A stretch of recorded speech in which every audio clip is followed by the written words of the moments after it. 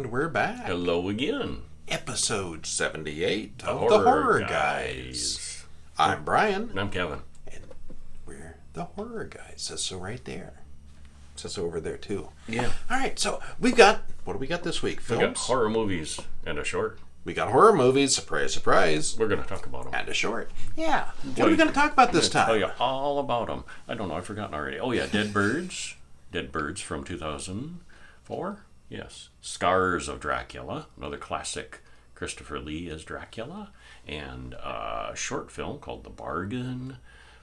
The Truth About Demons from 2000. And The Color Out of Space. At least one of these is good. We'll leave it to you to guess which one. I guess we're going to spoil it as we go through this. You're going to disrespect Dead Birds. I know you are. Yeah. Okay, maybe two of them are good. Okay. You're going to disrespect The Truth About Demons too, aren't you?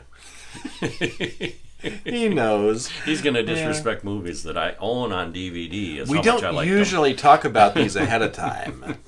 But, he buys the worst dollar store DVDs. These were not dollar store DVDs. You were robbed. Wow. Okay, so as usual, you can read our reviews at horrorguys.com. Check us out at Horror Bulletin on Twitter. Horror Guys Podcast is our page on Facebook. And of course, everything we do is often heavily spoilery. So if you haven't seen Dead Birds from 2004, well, there's dead birds in it. The Scars of Dracula involves Dracula and scarring. Scars, yeah. Color Out of Space. Colors. It's in color. And it comes from space. Yeah. But there may be deeper spoilers ahead. We'll leave that to your discretion. All right. Are we ready? I'm ready. Here we go. So first up, we have Dead Birds from 2004. Yeah. Starring Henry Thomas, who's all grown up after E.T. I wonder how tired he gets of hearing that. Henry Thomas is all grown up. He's probably like in his 50s by now. He's been growing up a long time. And anybody under the age of 40 is like, what? Who? Yeah. Who? Henry Thomas. Henry who? Oh, he's the guy from Hill House. Yeah, okay. Yeah, he's turning 50 next year. He's 49 now. Yeah, but this was 2004, so it's some years ago. Every interview, they bring up that film he did when he was like 10. He was 33 during the making of this one. So yeah, and also Patrick Fugit, who has done some various things, and had a kind of well-known cast. All right, well, directed by Alex Turner, written by Simon Barrett, Henry Thomas, Patrick Fugit, Nikki Acox, Michael Shannon. Got a small role in it. Yeah. Not that small. Not top billing. Well, he would get top billing now. He didn't then. Yeah, but it's kind of an ensemble cast. Yeah. A lot of faces you'll recognize. Mm-hmm. Yeah, Isaiah Washington. Yeah. Hour and 31 minutes. We picked this one up on a DVD, and we'll have a link to this one on in the show notes. I didn't look to see if it was available on streaming anywhere. It might be. Yeah, no comment. I bet it is by now. Yeah. Got to be somewhere. Yeah. Probably on YouTube. Maybe, yeah. For free. Just saying. So, did you like this one? Yes. This one speaks to me. That's why I own it on DVD. I've seen it before. This was his first time seeing it. And I liked it then, and I liked it now. So there. Okay. It speaks to you, huh? I give it a solid 8. What does it say when it speaks to you? Yeah, dead birds. I got some dead birds. There's a mention of a dead bird as one guy steps on a dead bird. That's the only thing. That's the only thing about the title. It's symbolic. They're all dead birds. They just don't know it yet. Isn't everyone? If you want to go that way. Well, especially this group of poor folks. They're very dead birds. Okay, well, it's Civil War times in Fairhope, Alabama, and some soldiers go into a bank to make a big deposit. A different group of men come to the bank, and there's a fight outside. The second group kills everyone inside and carries out the heavy bags of gold and makes their escape. And it's very bloody. It's a very bloody movie. Yeah, it's a little more bloody than your typical Western. Mm-hmm. It's not a Western. It's in Alabama. Well, they're on horses. They got cowboy hats. And they all talk Southern, so it's close enough. It's Westernish. And they're on horses and Yeah. After a long ride, they finally come upon an old farmhouse with a creepy, too human-like scarecrow outside. A weird creature comes out of the cornfield and attacks. They shoot it, kill it easily enough, but they can't identify what it is. And it is ugly. It is, yeah. As the group explores, we see that the house is huge, old, and apparently deserted. A big old abandoned plantation. Yeah. Time passes and not much happens. The paranoia starts setting in, and everyone starts looking sideways at each other. Because there's lots of gold, and they got to split it up. And the boss man says, no, we're not splitting it up till we get to Mexico. Yeah, this is what happens when you spend the night in an abandoned farmhouse with a bunch of criminals and murderers and 2 big bags of gold. Lots of money. Yeah. Okay, so each man starts experiencing something weird. The first hears a child calling for help from an old well.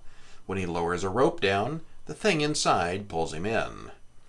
A girl sees a creepy boy hiding under her bed who runs away before we get a good look at it. The wounded man sees the boy and his father in the bedroom. The father says he put the children where they'll never be found, since they were demons. The night drags on and the paranoia gets worse. Through visions, we find out where the scarecrow came from, we find out what the father did, and we find out where the children are. And then we finally find out about the strange creature that they ran into early in the cornfield. Yeah, well, sums it up. Yeah, and that's kind of... Stuff happens, gore happens, scares happen, Yeah. suspense happens. Kind of spoiler-free, actually. Yeah, you get most of that. It's a paranoid drama kind of thing. Yeah. Yeah.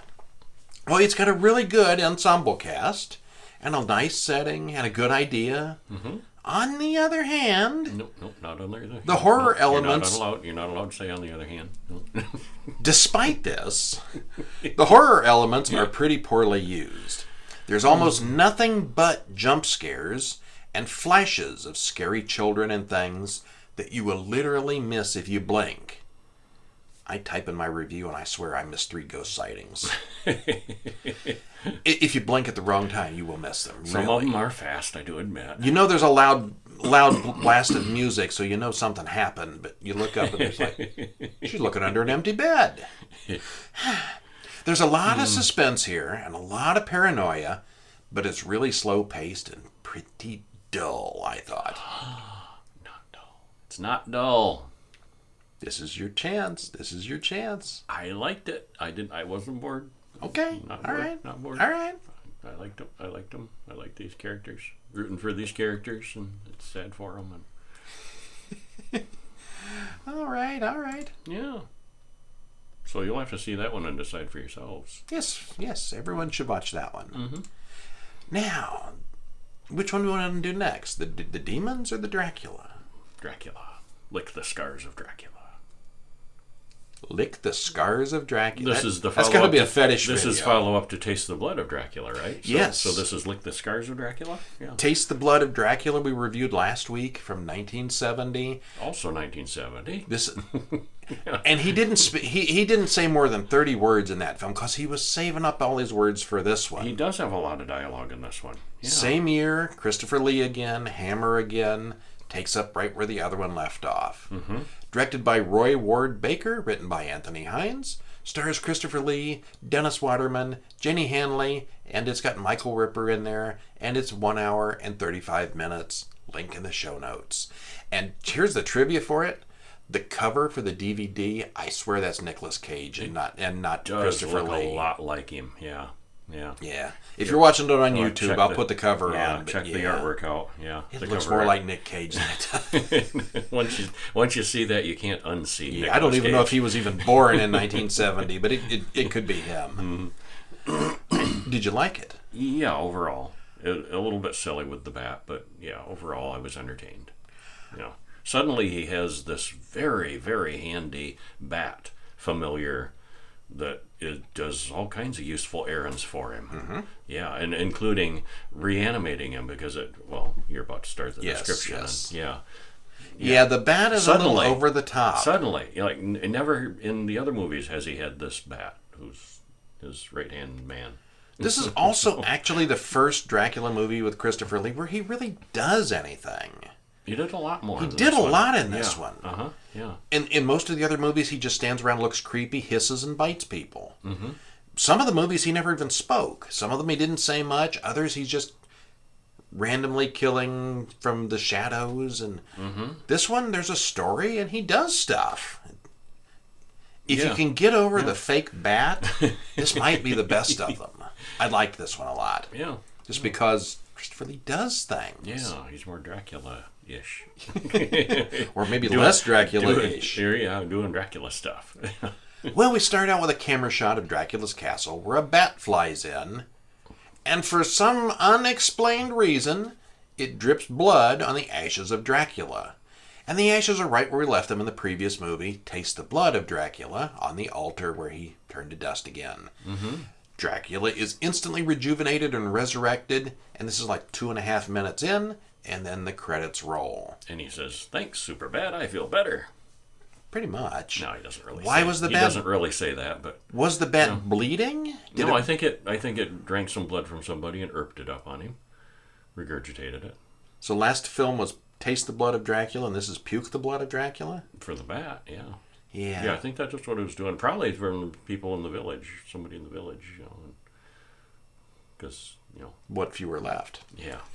Okay, so just a few drops that a bat could manage to spit out regenerates Dracula. And all his clothes. Instant Dracula, just add blood. Dehydrated Dracula. Yeah, that amount of... They should give, like, little vials out at the carnival. Yeah, if it split it up, does each little, or does it take the whole pile of ashes to, Some of it always ends up blown away. If you divvied it up in half, would you get 2 little Draculas? If you added a little blood to each one, and you get little 3-foot tall Christopher Lees? I want to know. I want to try this. Well, we see a man carrying the dead body of a girl with bite marks on her neck. Or should we say, the Scars of Dracula. The villagers have had enough, and, led by the landlord of the local inn, they march on the castle in the late daylight hours. Rebel, rebel, rebel, rebel. Yes, the peasants are revolting. They certainly are. They trick Dracula's servant Clove into letting them in. This is not a smart man. Clove spelled with a K, not with a C like the spice. Well, one of the earlier Dracula films with Christopher Lee had a Clove servant also. Different actor, though. Yeah. This one is Patrick Troughton, Doctor Who, the second. And he's very recognizable. Even though he's kind of scruffy looking. He's scruffy, but yeah, you can still recognize who he is. And he did this probably shortly after he quit doing Who. Maybe it was the same year. Didn't want to be typecast as the Who. So he became an evil servant zombie man. Yeah. Next best thing. All right, so Clove lets them in by mistake, and they set the mostly stone castle on fire and then run away. Just the wood parts, the wood door. Yeah, they burn the door down and run off. Yeah. That's terrible people. Well, the townspeople return home to find that the entire village has been killed by Dracula's pet bat. Just the women folk they left behind in the church. Yeah, they left them all in the church. The women and the children stay behind in the church for their protection. The church doesn't keep the bat out. Apparently, this one large bat. That's one bat. That killed every woman and child in town. A lot of carnage for one bat. Yeah, it's a big bat. And the implication is, there could have been a flock of bats, but no, we only ever see one, or one at a time. Just one. Just the one, yeah. Call him Bob the Bat. Yeah. Yeah, I think it is just one bat. He's one heck of a bat. How he managed to kill the entire town. See, in the beginning, it's not explained. We don't know what's going on. You'd think maybe Dracula killed everybody in town. But no, he's back at the castle, clearly asleep. Yeah. And this is going on. And from the previous movie, we know he can't go inside a church anyway. Not without some damage. Yeah. But his pet bat can. Yeah. Yeah. Yeah, this bat does all. Yeah. So the entire all the women and children in the village have been killed. They're all mutilated and scarred with the Scars of Dracula. Yeah. They had to rub that in twice in the film. Paul is having sex with Alice and Mrs. Sarah, his brother Simon's fiancee's birthday party. I couldn't fit more apostrophes in that sentence if I tried. That's a complex sentence. It's a complex situation. Her father, the burgomaster, comes in, and she accuses him of rape. That wasn't nice. He made me do it. Even though she was just talking to him about, you're the best ever. He did not make her do it. She's a bad girl. She falsely accuses him of rape, but that's okay because it's the 70s and everybody did it. Well, her father doesn't appreciate it and screams for his arrest. The guards raid the party, and Paul hops on the back of the carriage to escape. The horses get out of control, and he gets knocked off the wagon in the middle of the woods. Yeah. Yeah. No politically correct statements on, false accusations of rape or anything? Because it's clearly false. Oh, yeah, it is. Yeah, it clearly is, yeah. And he spends the rest of the movie on the run from the cops. And she never gets her comeuppance either. No. We never see her again, do we? We don't. No, that was it. Yeah. Okay. Yeah. Clearly not a modern movie. Yeah. All right, so Paul walks to an inn for somewhere to spend the night. And it turns out it's the same landlord that we saw earlier attacking the castle. There's a girl at the inn that he charms into letting him stay. The landlord throws him out, and Paul goes to the castle for a place to stay. The only other place. He's warned against it, but where else you going to go? Yeah, what you going to do? Sleeping outside in the shadows or something for a couple hours rather than go to a dangerous castle up on a mountain where you've been warned not to go? Oh, just superstitious village folk. He didn't believe that. Yeah. He didn't believe it was a problem. Yeah. Well, Paul gets there and meets Tanya, who lets him in. Dracula shows up, and they have an actual conversation. Dracula offers Paul some wine. Clove shows Paul to his room, and Dracula dines on Tanya. Afterwards, Tanya and Paul have sex without using their teeth. Just the normal kind. Right. He goes to sleep, and she tries to bite him, but Dracula intervenes and stakes her to death. And she does have fangs, but at one point we distinctly see her in a mirror, so she's not full vamp yet. We do, definitely. That mirror was there. Mm-hmm. That was not an accident. That mirror was too obvious. Yeah. So yeah, that was not a glitch. So she's a tweener. Yeah. She's not quite a. Yeah. But the stake works either way. You stake a human, that works too. And as far as the fire at the castle, We never see any damage. Dracula apologized at one point, about the inconvenience for, after the fire and due to the fire, and he mentions it again some other time. And they show the door is still intact. It's kind of charred, I noticed. And there's like other wood by the door is a little charred. It's not like they did any real damage to the castle. Furniture in the dining room all looks really nice. The bedrooms are fancy. They didn't get in and burn anything, but he mentions it a couple times. Maybe it smells like smoke. Yeah, maybe. Yeah. Yeah. Peasants try to burn down your door, see if your house don't smell bad. Yeah. Well, Paul tries to escape that morning and ends up in Dracula's bedroom, watching as Drac sleeps in a coffin.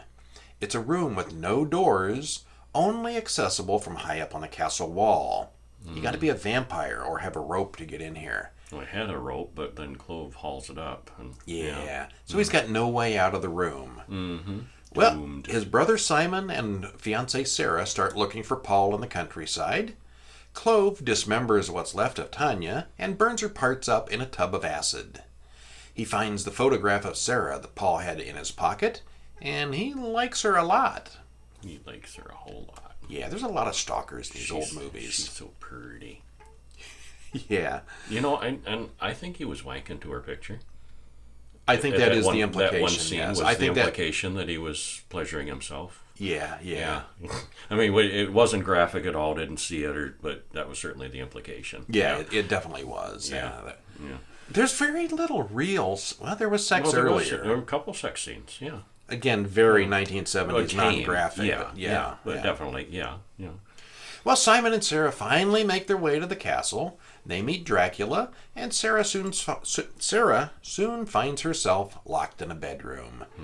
Dracula comes in after her, but sees her cross and runs away and backs off. He calls in Clove to remove the cross, but Clove sees her face. She's the one in the picture. She's so pretty. And refuses. He won't do it. Yeah. Simon finds Sarah's picture in Clove's room, where he'd been doing who knows what with it. Clove warns him to leave before Dracula gets them. Simon and Sarah steal a carriage and ride away back to the village. Dracula seriously burns Clove as a punishment. The Scars of Dracula. Yeah, Clove's back is all scarred up. Yeah, scarred up from previous punishments. He pulls his shirt off and he's a mess back there. Either whipping or burns or, something, whacking with a sword or... Actually, it looks like maybe have all been burns after we see what they do to him. Yeah. Pulls a sword out of the fireplace and touches it to his back. That's 3 different references to scars in this movie so far. Almost like it was the title of the Scar film. themed movie. Yeah. Yeah. Well, the town priest explains everything to Simon and Sarah. Clove kidnaps the landlord's daughter and takes her to Dracula for dinner. Plus he needs a new concubine. Yeah. Displeased with the old one, so. Simon talks to Clove. Well, I don't think that's really what he wants, because she doesn't last long. Just dinner, you think? Yeah, okay. he gives her to Clove to Oh, yeah, that's right. dispose of afterwards. This was just a food situation, not a companionship. Yeah, hungry. Yeah. Simon talks... Snickerbar won't work for them. No. Simon talks to Clove and climbs down the wall to Dracula's secret room. He carries with him a stake, but Dracula wakes up at the last moment. Well, I don't think it was necessarily even that he was awake. He was so powerful he was hypnotizing him while he was still... He was just laying there, while he wasn't was still asleep, yeah. Yeah. And zonked him out until it got dark, and then he could truly awaken. Yeah, And, laying there with his eyes glowing. Yeah, I think that... Yeah, you're right. Mm-hmm. Well, meanwhile, a vampire bat kills the priest in town that was protecting Sarah. The same bat. Yeah. Sarah runs through the woods towards the castle, and Simon then finds Paul's body in Dracula's room. He's not alive anymore. Sarah gets to the castle, and Clove wants to help her. Or he says he wants to help her. And that was funny, too, because, Sarah's on the way to the castle, and Simon and Dracula are talking, and Simon says, "Oh, she's safe. She's far away." And the bat comes in and kind of hovers in the window, going chirp chirp chirp chirp chirp chirp. And Dracula's like, you don't say. Yeah. So Dracula and the bat have a conversation. Yeah. He's got all kinds of new powers. The squeaks that he works reconnaissance for Dracula, Joe. Yeah. So, Clove is going to help Sarah now, and Dracula interrupts and hypnotizes Sarah. She grabs the cross and breaks the spell. She grabs her cross and breaks the spell. Yeah. Dracula gets his pet bat to steal the cross away from her, leaving her unprotected. This bat is useful. Mm-hmm. Yeah. Dracula then throws Clove off the top of the castle. Poor Clove. It goes on for like 30 seconds. And then Simon throws an iron javelin at Dracula, which goes right into him. It sticks right through him, probably goes all the way through. We can't tell. Dracula looks down, smiles, Didn't hurt. pulls out the javelin, gets ready to throw it back at Simon, and guess what happens? Lightning. Lightning strikes the iron javelin. Dracula bursts into flame, he falls off the castle, and he falls right after Clove. Never to be seen again. No more Dracula. Never again. No more Draculas. Yep, that's it for Dracula. Done for good. Done forever. Dracula the past. Question. Does Dracula have to stake everyone he feeds on? He's probably the greatest vampire killer of them all, if this is the case. I think that eventually he will, or they'll turn. Yeah. If he doesn't want more vampires. Tanya, she was there. He bit her. And later that night, she turned into a vampire. And he turning. killed her. Yeah. He didn't want to help her. He didn't want the competition. Yeah. Every woman he's ever bitten, he's had to stake himself. Or not. Yeah, whichever. Or not, if he wants them around for a while. But, yeah. Yeah. Which makes sense if you're a vampire. If the rules say everyone you bite is infected. Everyone you kill. Same with werewolves. They'd be everywhere. Maybe a little taste doesn't do it. But if they die, they come back as a vampire. Yeah. Yeah. You'd have to take care of that. Clean up after yourself. Yeah, you would have to. Yeah. And this is also the first mention here, in this series at least, of Dracula's power over animals, especially bats. They say animals. I think there's a mention of wolves. But yeah, bats for sure in this one. Certainly, yeah. This one's bright, clearly filmed, very colorful, and looks really sharp. The acting is mostly good, but Dracula's makeup looks a little off here. Did you think? He really pasty looking. He's very pasty pale. looking with the almost pink lipstick. Not clownish, but not like the others. Yeah, different. Yeah. Yeah. There's a neat special effect where Christopher Lee climbs up the wall of the outside of the castle. Did you see that? Yeah, that was pretty neat. That was neat, yeah. And he shows a lot more personality here than in any of the other Dracula films, where he's usually more animalistic. Snarls and hisses, and he's a civilized guy here. He's a killer, but he's civilized. Crafty and charming, and Yeah. Yeah. All right. Did we watch a short film this week? We did. We watched one called Bargain. Bargain. What did we pay for it? Nothing, because it's free on YouTube. It's a bargain at any price. Yeah. Did you like it? No, not so much. I mean, I can't complain about the production value and the acting and all that stuff, but at the end, I literally said, "That's it." He did. He did. He was here. He witnessed me saying That's it? yeah. Well, I'm going to be more disappointed generous. story-wise. Yeah. So this time you get to hear him unload, and you better be unloading on this one. You owe me. Okay, so it's called Bargain from 2020. Just came out a couple weeks ago. Directed by Clifford Mew. Actress is Yi Liu. Runtime 8:15. Not Amazon. YouTube link in the show notes. So this woman is renting a sky-rise apartment, and the realtor is a high-pressure kind of guy. She says she's an international student, and he says, well, in that case, you're going to have to pay a year's rent in advance. $70,000 comes up later. It's $70,000 for a year's rent. New York. Yeah. Prime apartment. Why do people live in New York? That's a lot of money for a year. Well, you can get an apartment down the street for like $300 a month. You could get two houses. And have all the crackheads you want as neighbors. You could get two small houses side by side here. Yeah, you could. Okay, yeah. Well, anyway, she says she'll take it. And a little bit of time passes, not too much, and we get this shot of the apartment. She's all moved in now. And we hear this 911 call about a domestic dispute situation. And it turns out it's the woman we saw earlier watching a video of something bad happening on her iPad. Friend sent her the 911 call. Yeah. Yeah. Well, whatever happened, it was in this apartment, and now she's stuck with a haunted apartment, she says. Turned out the dead woman that was murdered in this apartment was stabbed 11 times right there where she sleeps. Mm-hmm. She's terrified of the ghost, which her friend on the phone explains can't possibly be real. How many people in New York City are murdered? They'd be having ghost parties on every block, he says. He doesn't quite take it seriously, but his logic is pretty good. Yeah. And then we see her again, and we have to decide, is it imagination or is it as real as she thinks? You'll find out. You'll find out by watching yourself. Well, my opinion of it is there's a lot of build-up, but not a lot of payoff, so I know where he's coming from. Mm-hmm. But I would imagine that if ghosts were real, this is how many of these stories would probably really end in real life. Maybe. Yeah. It's well shot, carefully lit, and Yes. it looks good. Mm-hmm. There are probably more subtitles than is really reasonable for a primarily English-speaking audience.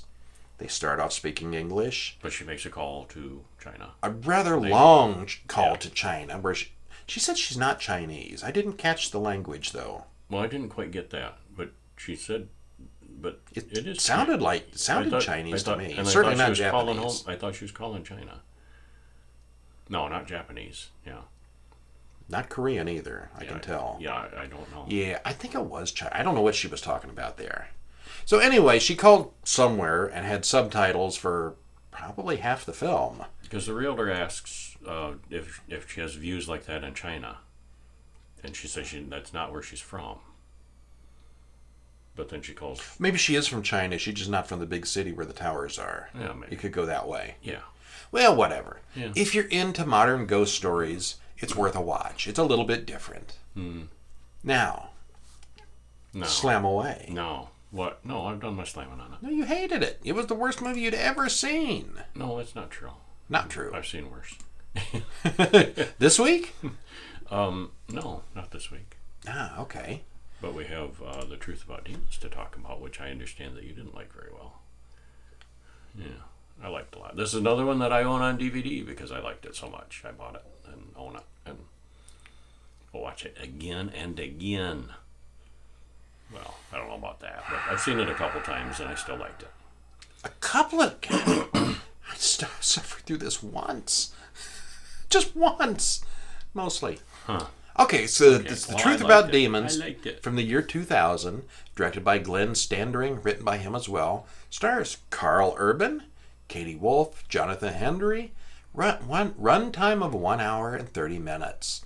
And this is 2000, so 20 years ago. Prior to the Lord of the Rings film, I don't know that anybody had known Carl Urban at that point. Had he done anything before this? He did start doing stuff in '91. Oh, okay. Yeah, nothing real huge. Mm-hmm. Yeah. Yeah, I'd never heard of him before Lord of the Rings. Mm-hmm. But he's Australian. There's no reason I would have. Yeah, but single episodes of TV series. He had his first one was a recurring role in a show called Shark in the Park, where he was in 6 episodes. Shark in the Park? Yeah, probably. Yeah. Okay, yeah. He was on Xena Warrior Princess. Had a 12-episode run as Julius Caesar. 12 episodes? 12 episodes of Xena Warrior Princess. I didn't watch very many of those. I certainly don't remember that. And then not long after that was Lord of the Rings, and then he was famous after that. Yeah. Then they could no longer afford him for TV shows. Yeah. And a shout out for the Amazon Prime show The Boys.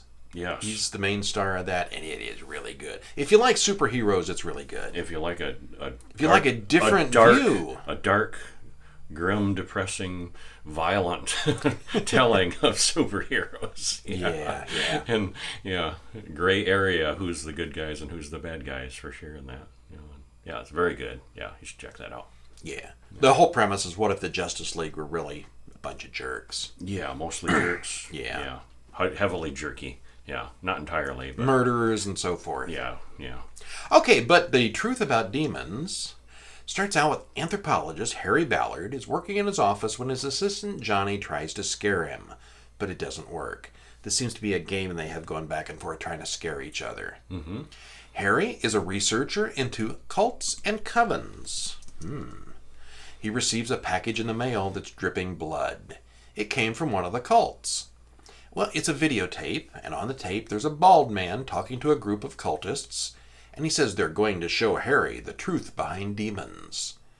Johnny freaks out, but Harry isn't worried because the tape is a year old. Yeah. Was that ever explained? No, not Why really. A year? Okay. No. Forgot to set the date on the VCR. I know mine always says 12 noon anyway.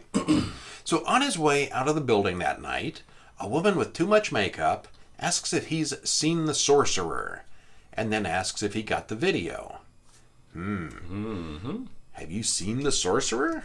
Have you? What are you talking about? The Emerald City or what? The wizard? Well, she gives him a charm and says he has to keep it close to his penis. And it's not what it sounds like. Yeah. He assumes it's a joke. A weird-looking man outside says he'd better be careful, or Harry will wind up like his dead brother. This group of punk-looking cultists then grab Harry and throw him in the back of a truck. They take him to some kind of torture warehouse and chain him up. At this point, the punk people act like ridiculous caricatures of punks on drugs. Yeah, they give punks a bad name. I sort of lost all suspension of disbelief with this group. Pure comic book bad guys. Straight out of the X-Men or something. They all look like punks. They all talk in these crazy accents. Yeah. They've got the makeup and the piercings and weird hair. No drugs that we're aware of, but they sure act like they're on drugs. And well, they gave him drugs. Yeah, they did. Yeah. Yeah, they inject him, and they lost me at this point, really. Yeah. And he escapes, but has a vision of the bald man turning into a demon. He then dreams. But I mean, through a lot of the movie and quite a ways into it, you're thinking, "Oh, that's just people doing it. It's just people and it's drug-fueled hallucinations." And there's even some doubt that maybe he's imagining the whole thing. Mm-hmm. Mm-hmm. Yeah. Yeah. So he dreams that the gang kills his girlfriend, but when he wakes up, she's just gone. He follows a trail of blood and finds her body strung up with barbed wire in the next room. "I killed this demon" by Harry Ballard is written on the wall. And the police are knocking on the door outside. He runs out and gets a cheap motel room to collect his thoughts. Because, we don't know how they got there that fast. And there's some other things that aren't quite explained later on that we'll get to. He calls Johnny for help, and Johnny freaks out once again because that's what Johnny's there for. Johnny leaves and is killed by something nasty before he even makes it to his car. The bald preacher from the video finally confronts Harry, and Harry gets to see an actual demon. It's real. Yeah, the woman with too much makeup explains that her name is Benny, when she comes to his rescue. She explains that La Valiant is the high priest of the Black Lodge, and he was involved with the death of Harry's brother. Well, there's some mumbo jumbo about the cult and a few jump scares before the demon cult attacks the building. I kind of fogged out at this point. There's a lot of blah blah blah before the demons attack. They get away and go to the torture warehouse from earlier. They break in and see the bald guy and his men carrying out bodies. Harry then sees Celia, his dead girlfriend, in La Valiant's arms. She got better. Is she real or is she a zombie? He follows her home and confronts her. Oh, she's real. She accuses him of being on drugs for the past 2 days. Why does he keep doing this to her? Well, he's then knocked out and wakes up to see La Valiant there kissing Cecilia. They hold him down and cover him in cockroaches for some reason. Okay, all right. He come all coming out of his mouth. Iggy. It's kind of a gross scene. Iggy, yeah. Unless you like cockroaches, and then that was offensive. I'm sorry. La Valiant pulls out Harry's heart. What? Yeah, he pulls that out right. Harry's heart. Yeah, but Harry doesn't die. It doesn't really hurt that much.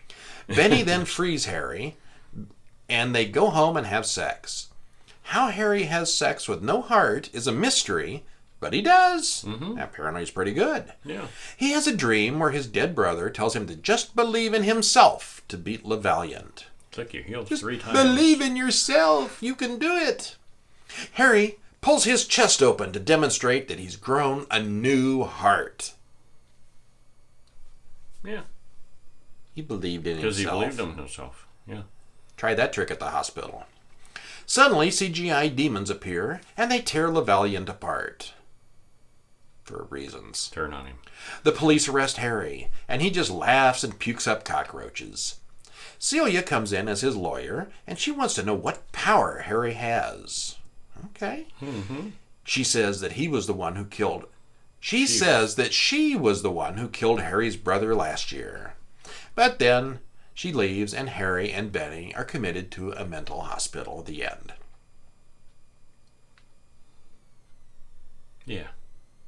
Okay, how did Celia get strung up with barbed wire, dripping blood, all by herself in the apartment with the police on the way, and then they didn't break in and find her like that? That was all faked. There weren't police? No, the police were real, I think. You don't think the police broke down the door and found that mess? No. And found her? No, I think that she faked that. She wasn't really dead. No, she wasn't really dead. No, Yeah. she was alive. Yeah. They'd have still found her, though. Well, she wasn't real. Yeah, but she got down and answered the door. Sorry, police, I'm covered in blood and barbed answered the wire, door and there's and murder said- notes written on the wall, but I'm just playing. Yeah, because, magic powers. That wouldn't go in a file somewhere. I don't think she cares. Well, Carl Urban does a really good job here, but he's the only one. The villain's acting abilities are comic book level bad, and not in a good way.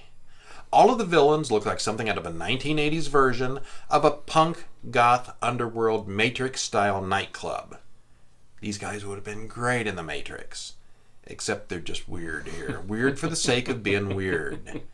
If you're ever out on the street and you want to find out who's the vampire, just look for the weird punk. He's the one.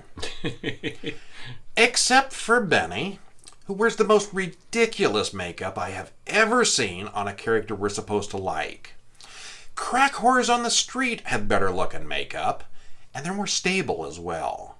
She's just weird. Yeah. Weird for the sake of being weird. It was a fairy tale. Would you trust your life to somebody who looked and acted like that? Yeah. No. Yeah. It was a fairy tale. It was yeah. Yeah, okay. It was yeah. The cultists want Harry's soul, but at no point do they actually try to take it, even though he's captured, confronted, and tormented by the cultists numerous times. What are they waiting for? Kill him already! Toying with their food. No, they just want to Cat toy and with mouse. him for an hour and a half. Cat and mouse. La Valiant makes long, pointless speeches about creepy-sounding stuff, but he's pretty hard to take seriously because he doesn't do anything. The music was bland, the lighting was dim, and everything was lit in dull brown color that made it visually kind of uninteresting. It could be the cheap DVD we had. It was certainly not high def. No, it wasn't. Yeah. Yeah. But still, there were a lot of good ideas here. I can imagine whoever wrote this, it might have made an interesting book. But it's really hard to get over how stupid all the characters except Harry looked. Valiant, bald mustache. Yeah, he's got the evil sorcerer look going. He's okay. Harry, he's normal. He's the main guy. Everyone else is a freak. You can make me cry. There's little to no special effects or creature shots here until the very end, but that's not necessarily bad. The story really is more about the cultists and the psychology of it than the actual demons. Mm-hmm.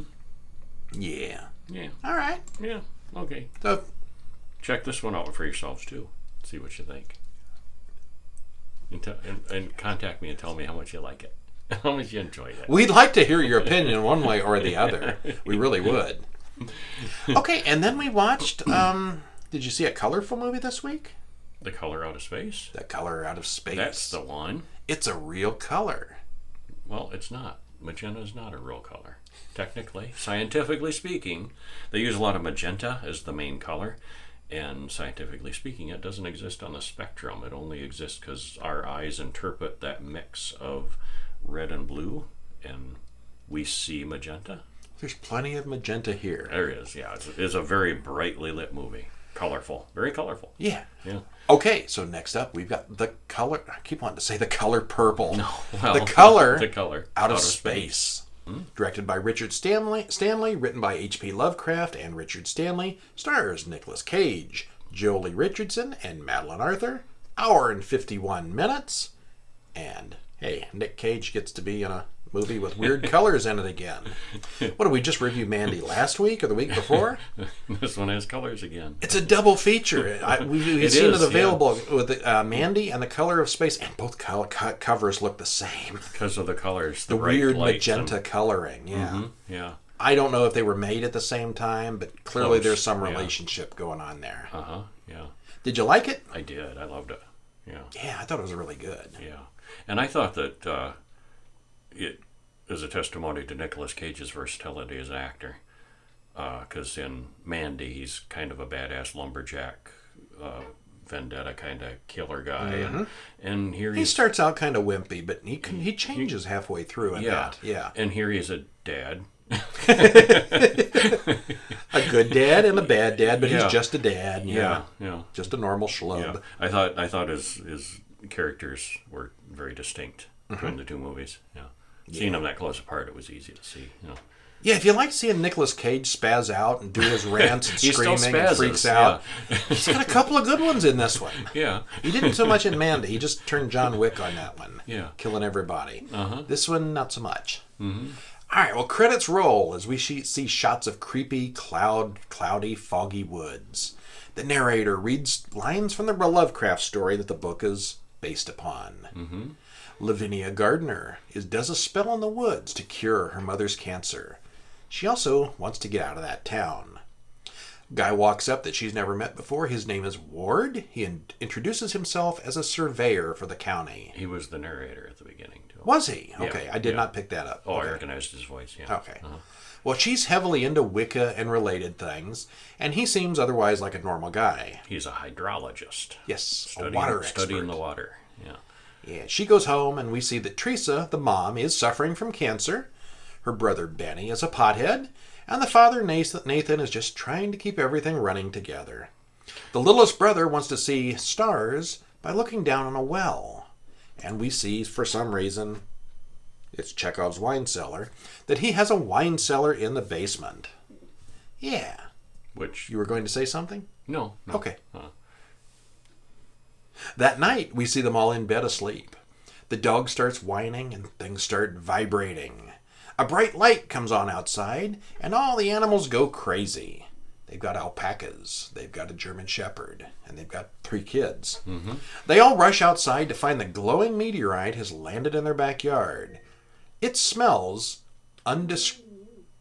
Turn on air conditioner upstairs. Alexa, stop. She does that. You sure it was your reminder?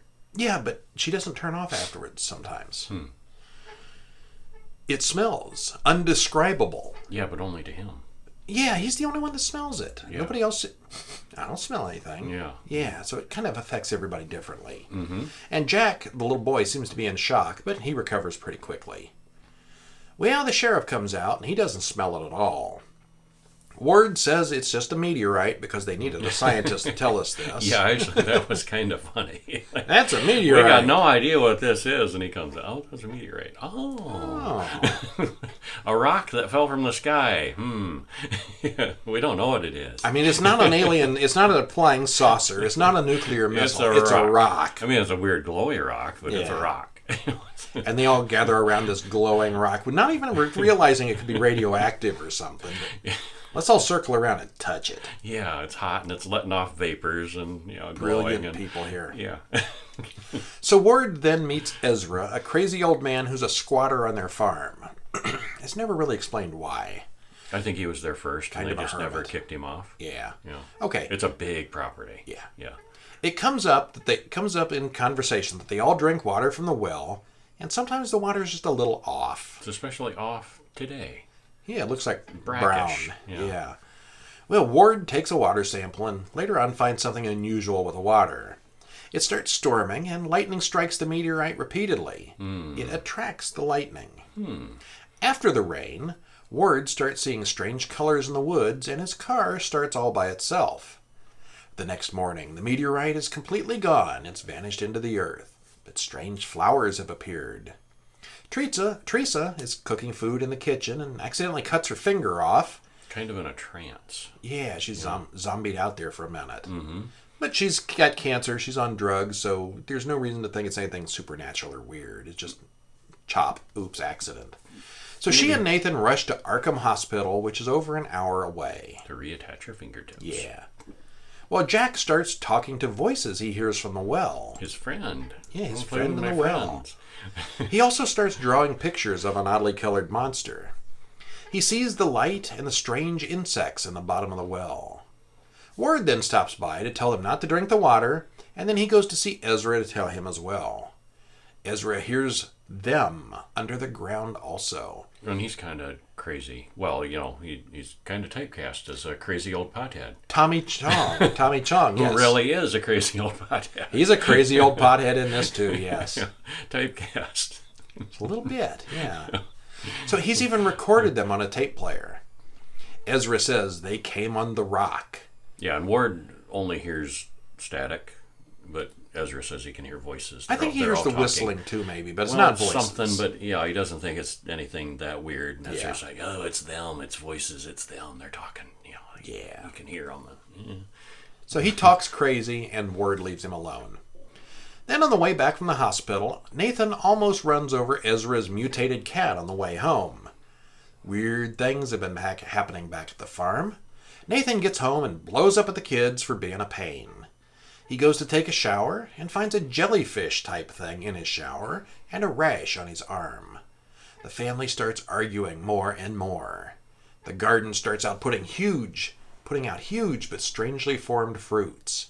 They're like these really big but puckered up tomatoes. And peaches too. The peaches ripened way sooner than he was expecting. Yeah, it all did. But he tries to eat them, and they taste just awful. And the tomatoes are. And this brings up Nick Cage freak out number 1. Freak out over the peaches and the tomatoes. Well, then Nathan drinks himself to sleep. Jack and Benny sit outside and watch the strange landscape, and Lavinia starts cutting herself and does a spell.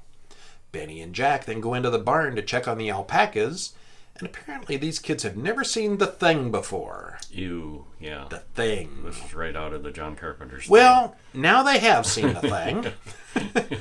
Jack and Teresa are then shot by the colored energy beam, and they're hurt bad. It's not the kind of thing 911 can fix, but the car won't start, so the hospital's not the answer anyway. And the phones aren't working. They just get weird screechy whistles and noises when they try the phones. Yeah, so there's lots of stuff for Nick Cage to scream and rant about at this point. Mm-hmm. Nathan shoots the Thing in the barn repeatedly, while Teresa/Jack absorb each other in the bedroom upstairs. Nathan then tries to fix Teresa/Jack the same way he solved the alpaca problem, but he can't do it. Benny decides it's a good idea to climb down into the well looking for the dog, who clearly isn't really down there. Well, we know that, but he thought it was. But he looked down there and there's dog. nothing. But he could hear it. No, he could see. He said he could see it down there. As he got closer, he said, I can see him moving. Okay. And We didn't see him And moving. it sounded like the dog, and yeah. Well, as he crawls down the well, the funky color gets him, Yeah. surprising no one. Yeah. Ward and the sheriff drop by, and they know something is wrong right away. They meet Nathan, who has completely lost his mind. Pretty much. Meanwhile, Lavinia is being attacked by the Thing up in the bedroom. The sheriff then blasts the creature, and Ward rescues Lavinia. Nathan gets shot in the back by the sheriff. Because it looks like he's about to shoot Ward. Yeah, he's shooting at the... He's aiming at the well, but the sheriff thinks he's shooting at Ward and kills him. So it's sort of accident. Yeah. The sheriff and Ward then go to check on Ezra. Ezra's been dead a very long time, but he recorded the creepiest message ever for them. Which I don't know how they pressed play, or is it on eternal loop on a reel-to-reel recorder? Did you notice, though, they showed, and the tape wasn't running over the tape head. They showed it was just the voice was there. The sheriff was looking at it, and the reel was moving. I didn't catch the that. tape wasn't moving over the tape head. There was no, it was the voice The was voice coming was just from there. somewhere. Okay. Yeah.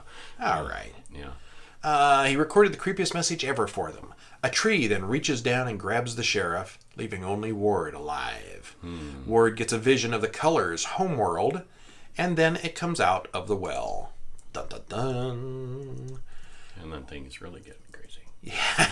Well, one final, ultimate. Well, then Ward and Nathan, who is still dead, by the way, have a bit of a face-off in the wine cellar before morning.